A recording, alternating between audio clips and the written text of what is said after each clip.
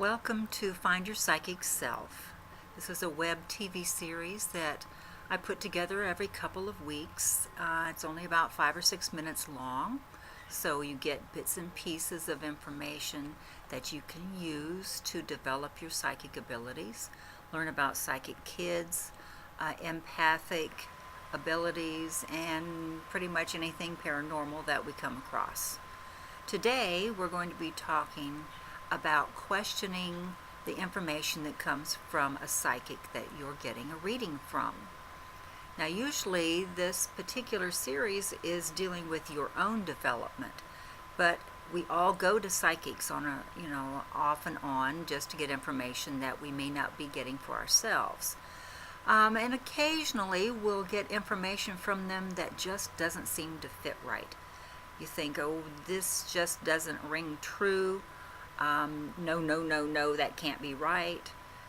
And you may even come to the point where you are questioning if that connection is even happening for you, between you and your psychic.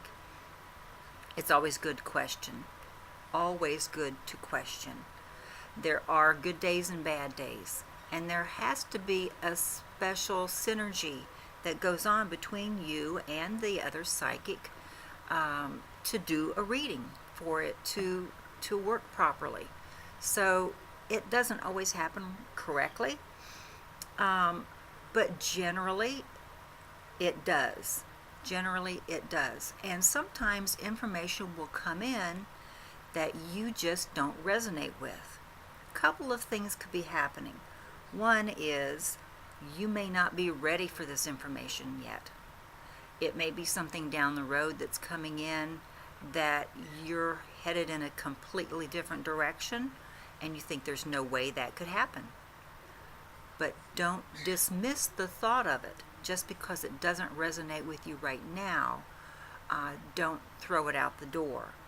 Hold on to it, look at it every once in a while, and it could be 2 or 3 years down the road actually that it does happen. It could be 2 or 3 weeks down the road that it does happen. So don't discount just because it doesn't resonate with you right now. But if the whole reading just goes off on a tangent and seems like it gets totally irrelevant information, maybe the contacts that the reader's picking up are not correct, then the connection probably isn't happening, and it's your prerogative to stop the reading. You don't have to pay for something that's not working. Make sure that you do that early on in the reading. If it just doesn't feel right and the information just keeps coming that doesn't seem to ring true, you have the option of saying, I appreciate your abilities, and I'm happy that I was able to get in to see you, but for some reason I don't feel right with this reading just now, so I'm going to stop the reading and I'm going to leave now. And then really do get up and go. Do not pay for something that isn't correct, that isn't right. But like I said, don't wait till the end of the reading to do that. If you wait till the end of the reading, it's your obligation to pay for that reader's time. You still can tell them, I don't feel like our connection was as good as it could have been. So your reader should recognize if there is a problem with the connection, and early on in the reading, say 5, 6, 7, 8 minutes, if they're not getting the connection properly, maybe even 10, but if they're not getting the connection properly, they'll know it. They'll start getting blank canvas. They won't hear like they normally hear, or the information won't feel right to them, and they'll recognize that there's a disconnect there.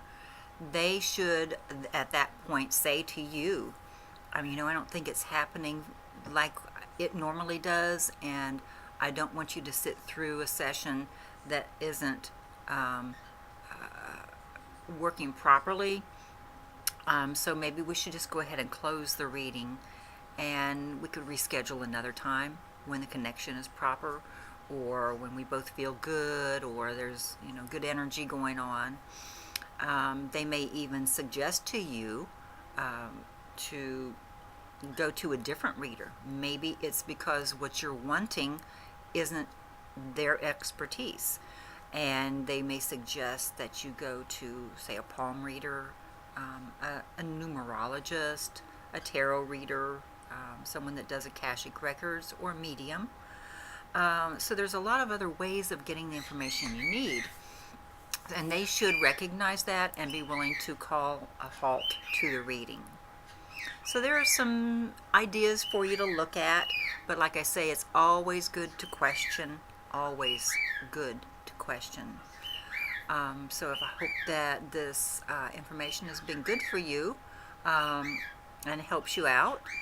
Be sure and leave comments below if you have anything that you want to tell me about. If you have questions that you'd like to see me address on this series, that would be great. So just leave those in the comment boxes under Facebook or the YouTube channel there, and I will just leave that with you. And thank you so much for being here.